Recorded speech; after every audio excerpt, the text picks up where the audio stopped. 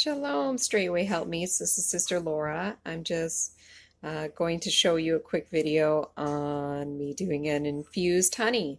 An infused honey is a mixture of fresh or dried herbs or roots, and it can be a good flavoring for food or teas or just a good medicinal snack.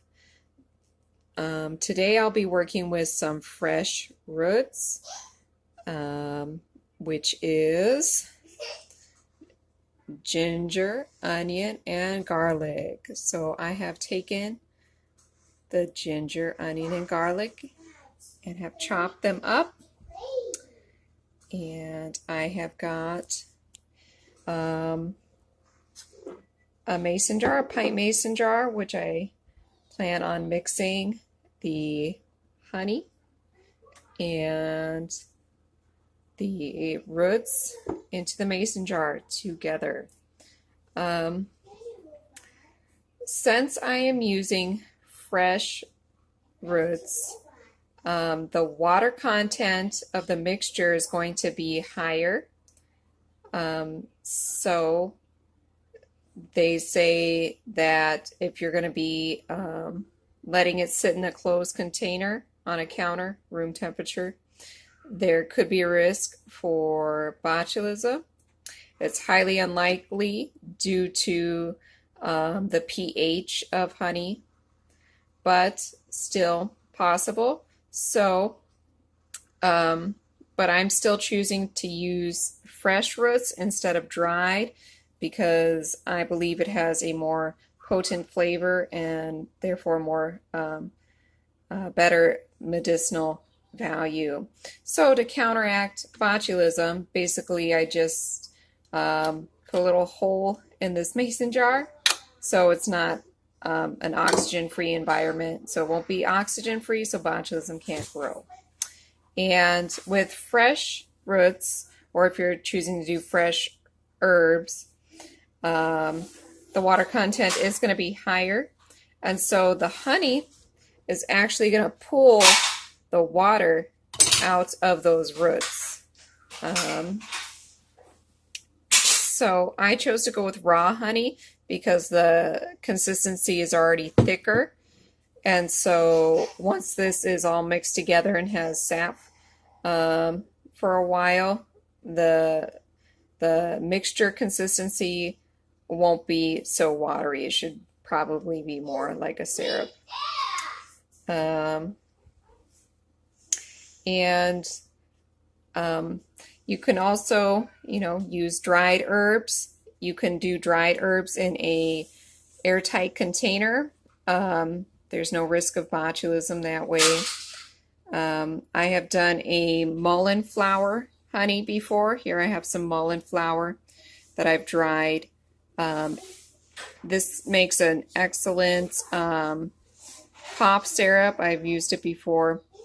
Now with dried herbs, I prefer to use a honey that is more of this consistency because it's gonna be able to spread around the surface area of the dried herbs better than, say, raw honey. Okay, so here I have got a mason jar already partially filled with honey, and then I'm just gonna dump the onion, the garlic, and the ginger in, and then you'll stir it around. Make sure you really coat that well. And then you can always add, a little bit more honey into the jar. Just make sure everything is really evenly coated. And then once you got that mixed up, you put a lid on it.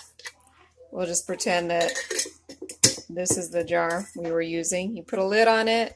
You let it sit on your counter. You can sit it in a sunlit area. Anywhere from a week to a month with the fresh roots or fresh herbs. The honey is going to draw out the flavor much faster, so you probably don't need to let it sit for a whole month. But with dried herbs, you are going to want to let it sit on the counter for at least 2 weeks. All right.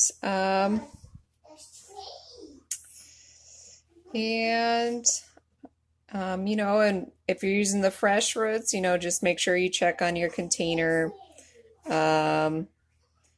You can stir it now and again, or try a sample of it, see if it's, you know, strong enough flavor for you from time to time. And then, you know, once it's ready, you can take it off your counter, put it in the fridge. It'll probably keep longer if it's in the refrigerator if you are using fresh herbs. And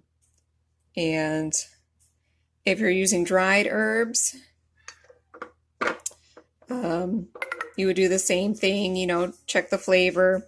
Maybe after 2 weeks, see if you can actually taste the herb in the honey. And then when you have it on the counter, since it's going to, with dried herbs, it's going to be an airtight container. You could, instead of stirring it, you could just flip it over, you know, just to make sure that honey really coats the dried herbs. But yes, that is all the information I have to share. And, you know, just something new to try if anybody is interested.